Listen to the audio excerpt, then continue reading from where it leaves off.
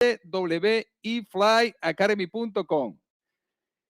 Para hoy vamos a hablar de factores humanos, vamos a hablar de ese factor que se repite, ese factor, ese elemento humano que es la parte más flexible, adaptable, valiosa del sistema aeronáutico, como lo establece el documento 9683 de la OASI, pero también el más vulnerable a influencias que pueden afectarlo negativamente su comportamiento. El factor humano depende de la parte médica, de la parte psicológica y de la gestión de los errores. El error humano es de los seres humanos. Es indivisible, inescapable, ubicuo, omnipresente en todas nuestras acciones. Lo que tenemos que hacer es poder buscar alguna manera, tratar de atrapar el error, hacer que se haga imposible que se cometa mal desde la primera vez. Y vamos a hablar de factores humanos, de esto, de las lecciones aprendidas, porque es muy importante saber que cuando hablamos de estas lecciones aprendidas, ya vamos a poner a cambiar acá, vamos a las lecciones aprendidas son las que nos orientan a decirnos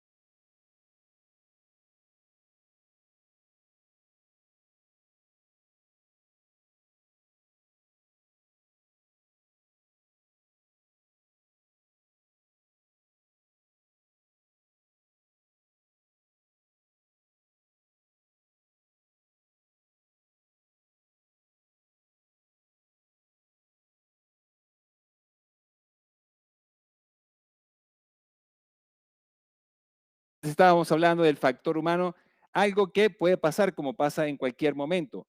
Lo que tenemos que hacer es aprender de las lecciones aprendidas para que no vuelvan a ocurrir en futuras ocasiones.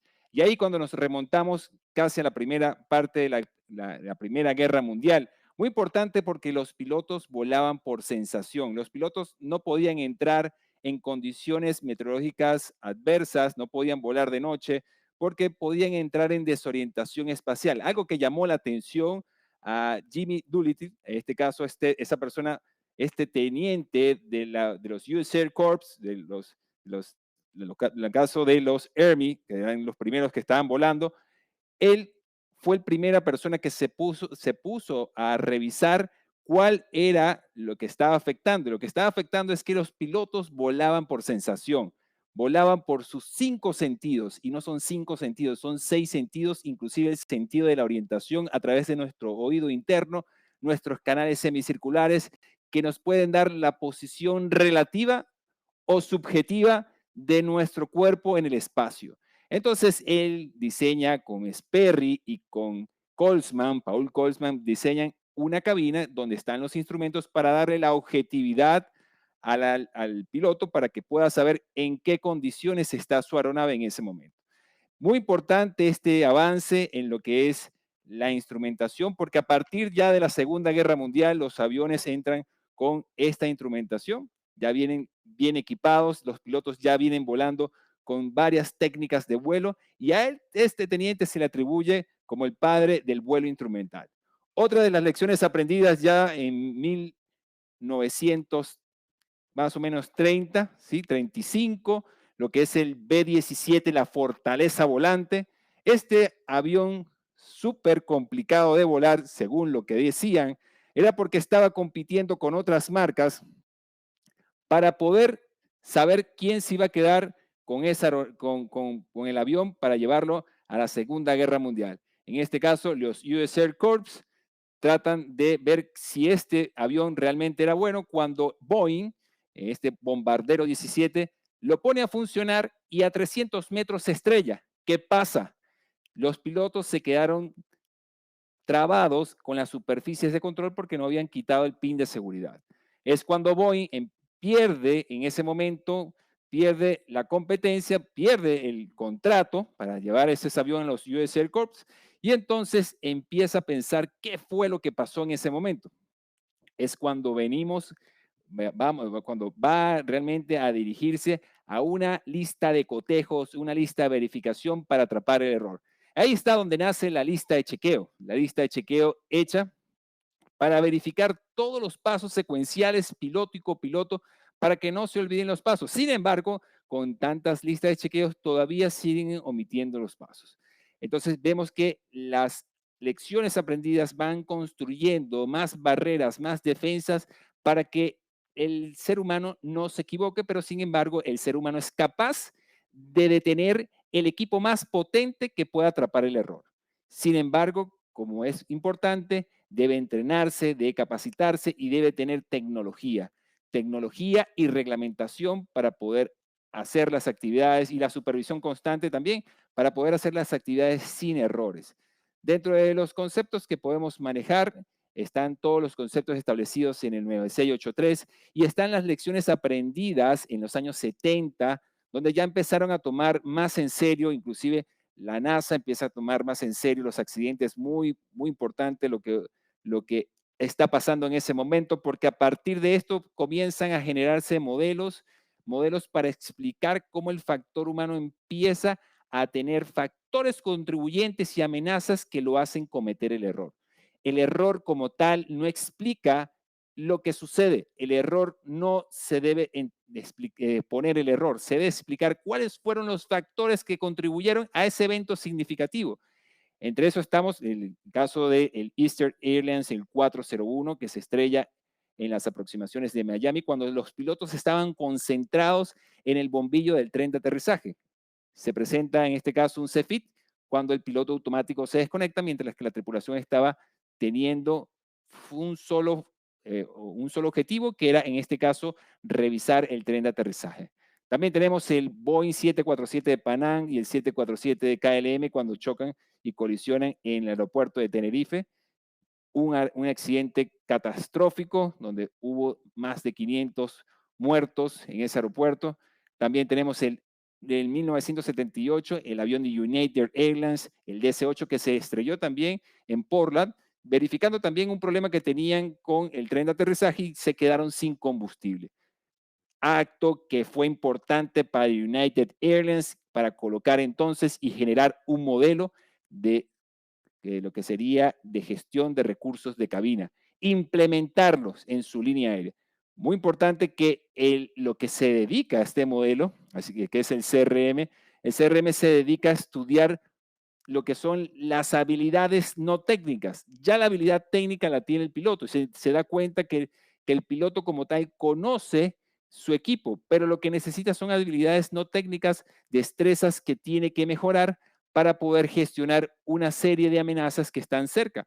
Por ejemplo, lo que son el liderazgo, la toma de decisiones, también vemos lo que es la automatización, la comunicación efectiva, lo que puede ser también el liderazgo, toma de decisiones, una serie de variables que son lo que son habilidades no técnicas, habilidades blandas, habilidades que muy deben ser construidas, inclusive ayudadas por la parte psicológica, porque la parte técnica, cuando la supervisa, inclusive tiene muchos vacíos para poder aplicar técnicas que ayuden a las tripulaciones a mejorar este CRM. Porque el CRM inicialmente sí comenzó en la cabina, el CRM se lleva hacia la tripulación, pero ya el CRM forma parte de la compañía. Ahora se hace, pues, lo que es un cambio a la compañía, es un cambio a la corporación, porque no se puede decir que esa tripulación no tiene CRM, sino que no fue llevada a ser el CRM. Para eso vemos varios modelos, entre el modelo que está para entender los errores, para entender el factor humano. Podemos ver el modelo elaborado en 1972, que es el modelo de Shell, el modelo que explica la interacción del hombre con su entorno, con la máquina, con el ambiente, con los reglamentos, con la parte no tangible y inclusive con las otras personas. El modelo Shell, la L, viene siendo el hombre y el hombre con las otras personas, el hombre con la máquina, con el hardware, con el software, con el environment. Ahí va a tener una interacción y esa interacción inclusive lo hace cometer los errores. También tenemos al modelo de James Reason. El modelo de James Reason, un modelo de la metáfora del queso suizo, muy interesante, donde habla las lonjas de queso con huecos, ¿no? Queso liso, donde explica que cada lonja de queso forma parte del proceso de la organización, donde debe estar la directiva total de la empresa, por ejemplo, está como tal las condiciones que se trabajaron, está también lo que es la persona como tal cuando comete el error, la infracción y están las fallas activas que se cometen. Fallas activas que abren, cierran huecos, que se mueven a todo lo largo de la lonja, así como las condiciones latentes que van dormidas y espera solamente que se genere, que pase algo para que se desencadene un, un evento no deseado. Eso es lo que va a pasar. Ahora, lo que vemos, en este caso, en este modelo, un modelo muy sencillo, muy fácil de explicar, que está colocado en el documento 9683, así como el modelo Shell, están explicados modelos que totalmente son la base fundamental para entender el factor humano, para entender lo que sucede y para entender que el factor humano como tal no solamente comete errores, sino el factor humano forma parte de un conjunto de cosas y que ahora hablamos del sistema del sistema de la era total. Este es el sistema total, es lo que tiene ahora que tomarse en cuenta porque aún siguen fallando las máquinas, aún siguen ocurriendo malas tomas de decisiones por parte de los directivos de la empresa, aún se siguen pasando, algunos se escapan muchas de las consideraciones que deberían haber tomado antes de que se provocara el accidente. Dentro de las cosas que también tenemos que estudiar exactamente es estudiar el error. El error, entenderlo como el error se define como una acción tomada o no tomada por un miembro de la persona, es un acto involuntario. A diferencia de la infracción, que es un acto deliberado, una conducta inapropiada, una conducta que no merece la cultura justa. La cultura justa es aquella cultura que entiende que existen los errores. Aquí es la infracción no tiene, los actos temerarios son castigados y son sancionados. Aun cuando el error se entiende que el error puede pasar, lo más importante es que no se repita. Los errores tienen que detenerse, los errores tienen que estudiarse, los factores contribuyentes que generaron ese evento significativo para que no vuelvan a ocurrir. Escribir el error no nos va a decir nada. Escribir el error es decir el qué pasó y eso no nos va a decir nada. Y tampoco señalar a la persona. Lo que tenemos que generar es todas estas defensas, como son la tecnología, el entrenamiento, la reglamentación, y todo esto está colocado en las regulaciones de las licencias aeronáuticas, en nuestras regulaciones 60, 61, en el anexo 1, donde pide que el personal de técnico aeronáutico, el personal que está en la parte aeronáutica, tiene que conocer de factores humanos, tiene que sensibilizarse ante de estos actos que suceden como pueden pasarle a cualquier persona y que nadie se escapa de eso, que hasta el más técnico, más experto, puede generar el mayor de los accidentes. Entonces, seguimos revisando cuando vemos que dentro de muchas doctrinas, muchas filosofías, muchos estudios establecidos, por ejemplo, el CRM, el SRM, lo que son la toma de decisiones, Aeronautical Decision Making, el estudio de los factores, lo que son los factores humanos, todas esas variables no son la única fórmula para resolver el problema en la toma de decisiones ante los errores. Aquí lo que tiene que existir es el compromiso de la alta gerencia de los pilotos para poder entender que tienen que hacerse acciones y ninguna acción va a ser suficiente. Es hacer acciones, acciones, acciones, acciones para que no se cometa o para poder minimizar el riesgo que pueda cometer ese error. El error entendemos que indiferentemente de quien sea, no hay nadie invulnerable. Y aquí llamamos lo que son las actitudes peligrosas. Actitudes peligrosas como por ejemplo el macho, el invulnerable, las personas que creen que a ellos no les pasa nada. Y el peor error es pensar que no cometemos errores. Entonces, aquí hacemos una pausa entre este gran evento y vamos a hablar de los mitos importantes que son de los que a veces no lo entendemos. No lo entendemos y no lo sabemos porque no estamos involucrados y no entendemos la situación. Y hay mitos importantes que hay que aclarar.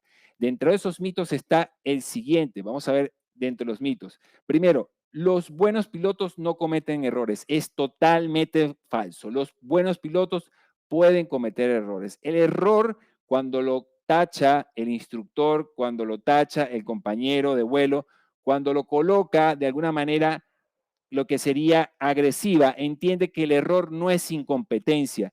El error no va a ser igual que la incompetencia. El error no dice nada como tal. Lo que hay que buscar es aquellos factores que pudieron haber causado ese error. Los errores tampoco explican los accidentes. Los errores son planos. Los errores no hablan por sí solos. Y eso de que nunca podía cometer ese error es un mito total. Entonces, es importante. Aquí no se habla ni se pide que se cometa el error. No, aquí lo que se habla es que se sensibilice que todos podemos cometer errores y que al final de todo esto lo que hay es que generar trampas, barreras y defensas para que no pueda ocurrir. Entonces, importante, señores pilotos, entiendan que el factor humano tiene que entenderse desde la parte médica, desde que hacemos nuestro reconocimiento médico, desde la parte psicológica y de lo que afecta al ser humano como tal, muchas influencias externas que no podemos controlar, influencias como la familia, influencias como la parte económica, influencias como la parte del trato entre las personas, el trabajo en equipo, la religión, las personalidades, y está también el error como tal, la interacción del hombre con los documentos, con los reglamentos, está la interacción con los procedimientos, está la interacción con la máquina, está la interacción con el medio ambiente, con el calor, con la lluvia, con la poca visibilidad y está la interacción incluso con los pilotos, con los demás pilotos, con los demás compañeros, con los jefes, con todos los que son la otra parte humana que también es difícil de entender. Entonces, queremos hacer una clase, o queremos explicar de alguna manera que esto es inescapable y que tenemos que sensibilizarnos y protegernos ante ellos. Al final, todo lo que queremos es que el sistema sea ultra seguro, pero no lo va a hacer. Lo que vamos a hacer es tratar de disminuir el riesgo para que para que el riesgo de alguna manera sea tolerable y y no se pueda producir algo catastrófico y que de alguna manera sea recurrente. Entonces, con esto sí terminamos el día de hoy. No olvides seguirnos por nuestras redes sociales y visitarnos en www.eflyacademy.com. Nos vamos a ver con más temas. Hasta luego y no dejes de aprender. Chao, chao.